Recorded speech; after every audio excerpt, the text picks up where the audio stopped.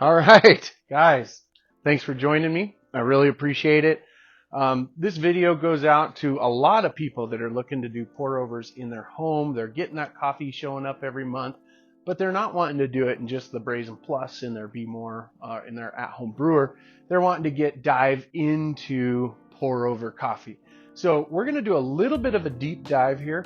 It's going to be very specific. This was for a request from Sarah and Pat. A couple of people have asked, hey, I want a deep dive into coffee pour overs. How do you do it? What do you do? So it's a longer video. It's a deep dive on coffee pour overs. So if this is the video you're looking for, stay tuned. For Sarah, we are going to do some side-by-sides on this, and it will help you see some of the stuff I'm doing, and it'll help you kind of compare that with some of the stuff you're doing. And I think the changing of the water at your place is going to be a huge difference, and I think that's already shown. And to catch everybody up with that, water is 99% of what we're going to do today. So if you don't have good water, you're not even playing the game yet. So Pat, that's kind of where you jump in here. Pat is just getting started on this amazing coffee thing, and he's just realizing, oh my gosh, this is something I could really get into. It's more than just pouring water on brown stuff. There's a lot to it and a lot going on. So right out of the gate, I'm just going to touch on water. If you don't have great water, you're not even playing the game yet. So we'll do a water video at some point. If you want to see a water video really bad, hound me in the comments. Hound me. We'll get into a water video. But basically, you're looking for around 150 parts per million. And if you are in a situation where you don't have the ability to even know that or figure that stuff out, you can start with RO'd water, and you can add your stuff right into your kettle. You can add your sodium bicarbonates, your salts, you can add stuff right into the kettle in exact measurements and make the perfect brewing water if you want to be a totally freak out. But that's a whole nother video. Pat, I will just say, and everyone else watching this video, water's where it all begins. So figure that out. If you don't got good water, you're not going to have good coffee. So today, I'm going to brew in a Chemex. I'm going to brew in this Chemex with a Chemex paper filter. You do not have to brew with a Chemex, a branded Chemex. You do not have to brew in a Chemex with a branded Chemex filter. There's all sorts of different kinds. I have some from Walmart with single wall mesh filters. I have Yama Glass, a Hermiston with a double wall flat bottom mesh filter. I have a Clever Dripper that is a really, really great way to get into a super full-bodied coffee at home. All of these ways of brewing, you can brew. Metal filter is going to create a different cup than a paper filter. Same with this. Single wall is going to taste different than double wall. Flat bottom is going to taste different than conical, coned bottom. One filter is going to taste different than two filters. A lot of times I'm doing a hot coffee with these VO2 filters. I'm using two of them, or a bun, an old school, bun paper filter. I'll double these up and use them in the Chemex, no problem. But I do like to double these thinner paper filters. Again, single paper, different taste than a double, different taste than a triple, which we are going to find in this Chemex. It has 3 walls on one side, 1 wall on the other, and this paper filter is going to pull a lot of the oils out of your coffee. So in the end, we're just going to say oil is what carries brightness. Brightness is that it really opens up your taste bud, really tells you, hey, you're drinking coffee. A lot of those tones are those real like orange citrus tones. Those come from your brightness. Also, your mouthfeel is going to come from oils. The more oil you have in your coffee, the more it's going to envelop inside your mouth. If you were to do a paper filter, really clean paper filter coffee next to something like a flat bottom double wall mesh, you're going to get way more oils in your cup here, way less oils here. When you drink your paper filter coffee, it's gonna come out of your tongue and just experience that rolling back into your back of your mouth and drinking.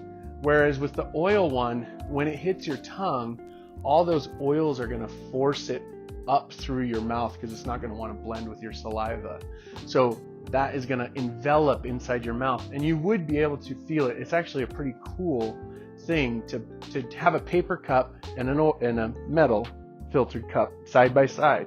Sip a little of the paper, sip a little of the metal, and you'll see what I'm saying. It's really cool. It really rolls up into your cheeks.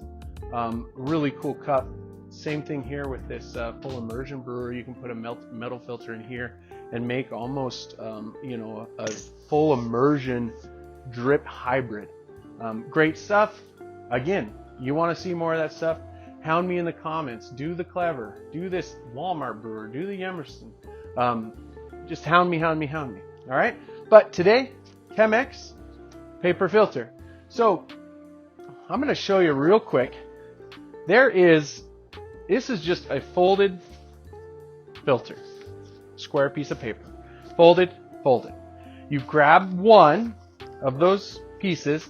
You have 3 left, and you fold the 3. And just put a little crease in it. Grab one, fold the 3. Doesn't need to be perfect. Then you're going to put your 3. You're going to put that to the spout.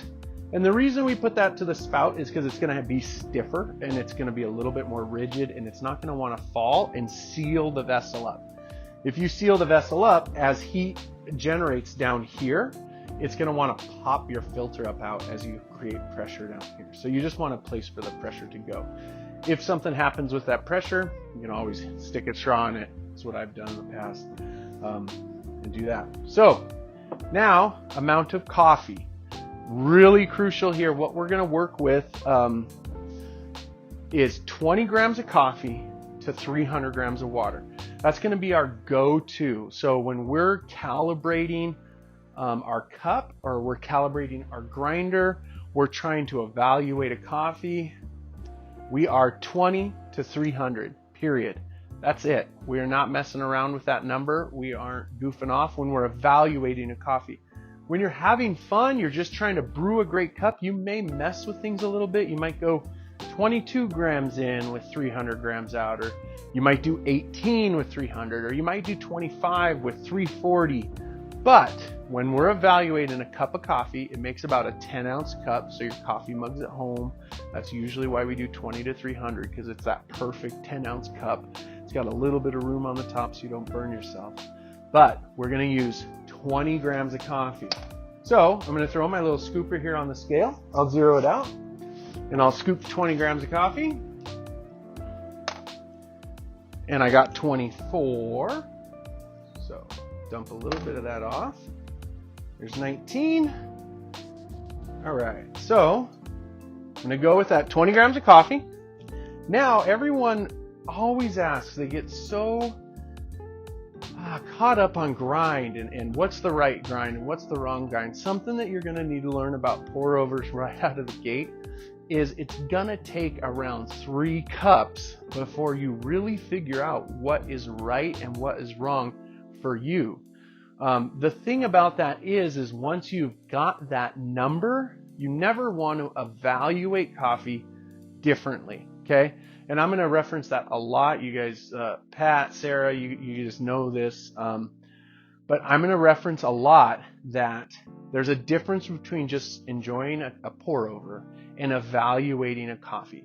When you're evaluating a coffee through the pour over process, everything needs to be the same. You cannot grind it different. When I send you the Honduras, and you evaluate the Honduras, and then I send you the Brazil, and you try and find out what you do and don't like about the 2 coffees, you're comparing and contrasting. You can't brew the Brazil differently and evaluate it. You have to do it the same. After that, when you're playing, play all you want. But when you're really sitting down to evaluate a cup, maybe write it into our coffee journal. When you're sitting down to evaluate that cup, it's got to be the same. So for me, I'm grinding all of my hot coffees on 7.5 on this grinder. How did I figure that out? I figured that out by brewing many cups. I wanted my brew time to finish at exactly 3 minutes. And that'll make sense at the end of this. So if I'm too coarse and water is passing through my coffee too fast, it's gonna finish under 3 minutes, like 2:30 or 2 minutes or Lord forbid, 1 minute. If it's too coarse, you're not gonna get that extraction you need at the 3 minute. Now, if you're too fine, usually coffee, 3 minutes is going to be easy. You're going to be 4, 5, 6 minutes. That's too fine. Your water can't pass through the grounds quick enough.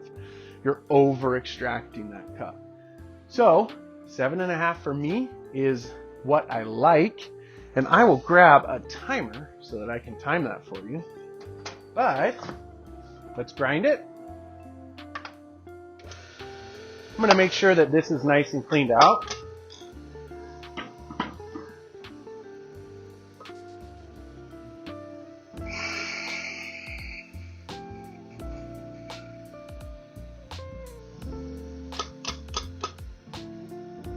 There we go. I have my 20 grams of coffee ground.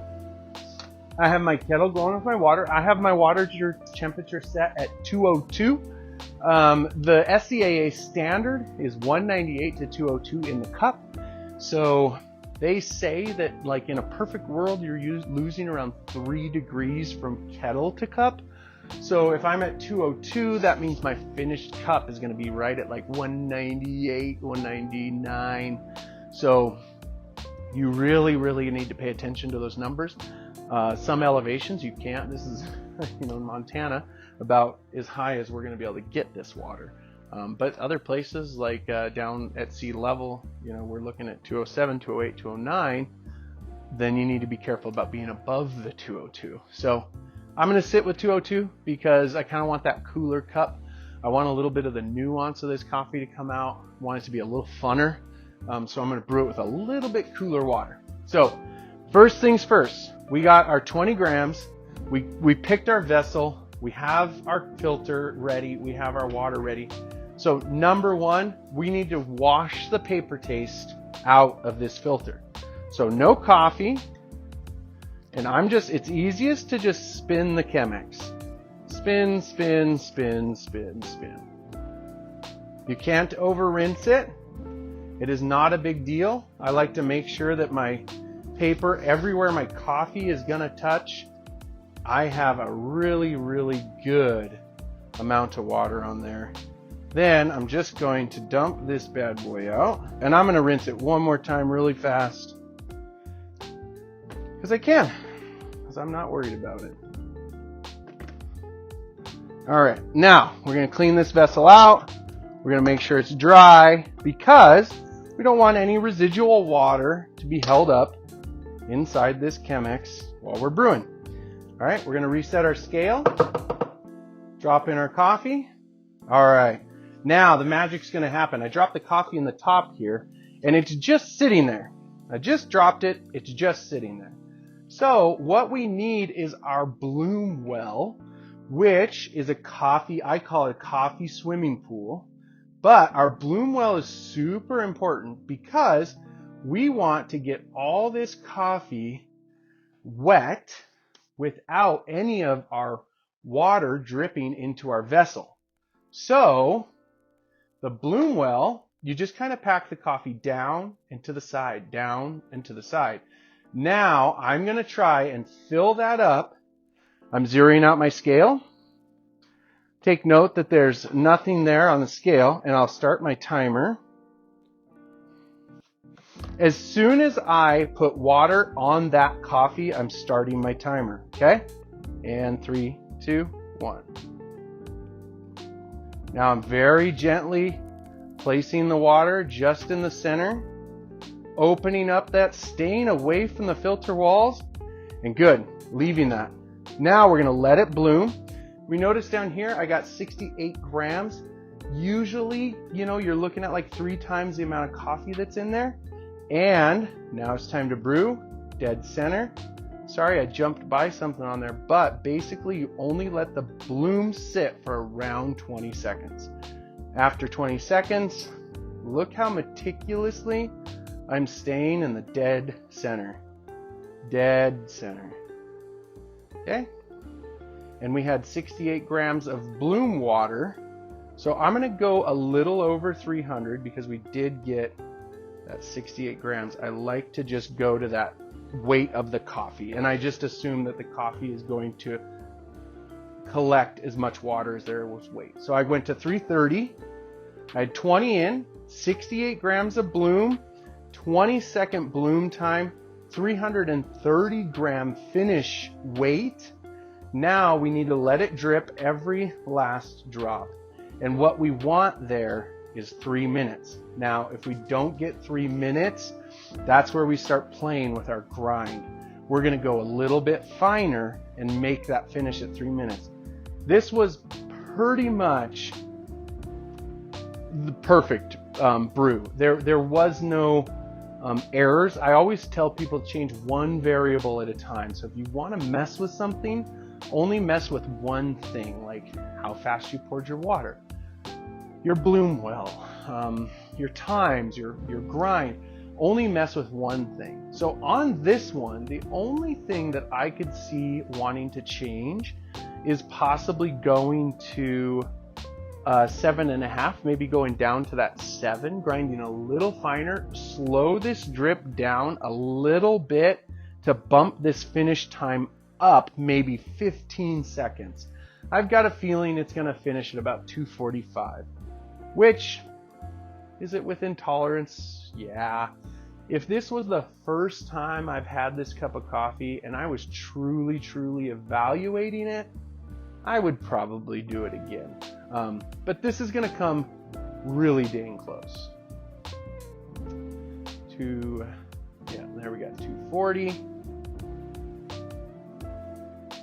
Yeah, we are actually, it may be exactly perfect. Okay, so to recap, while this is doing its final drips, it is perfect. I mean, look at my drips. We've slowed to a drip over here, and our time is at 2:56. Honestly, this is a presentable cup of coffee. And I tell my baristas that all the time. I tell people that all the time. Would I hand this cup of coffee to a judge? It's really a great way to kind of check yourself and be like, okay, I could have done better, you know. There's no point in being a slouch about it. It's great coffee. It's for you. I would hand this to a judge in a heartbeat. So I'm going to pull this out of here like this. It's done dripping. I like to just get it and give it a little touch to make sure it doesn't drip and toss it in the brewer there. But quick recap. We did 202 degree water. We did 20 grams of coffee. We did a 68 gram bloom. Then we did 330 gram finish. And all we did was 20 grams of coffee went in the top. So I went to 300 grams plus 20 more grams of coffee because we did have that 68 bloom weight. But that's that. This cup should be absolutely unbelievable. It brewed perfect. I'm going to grab us a little cup here. So there we go.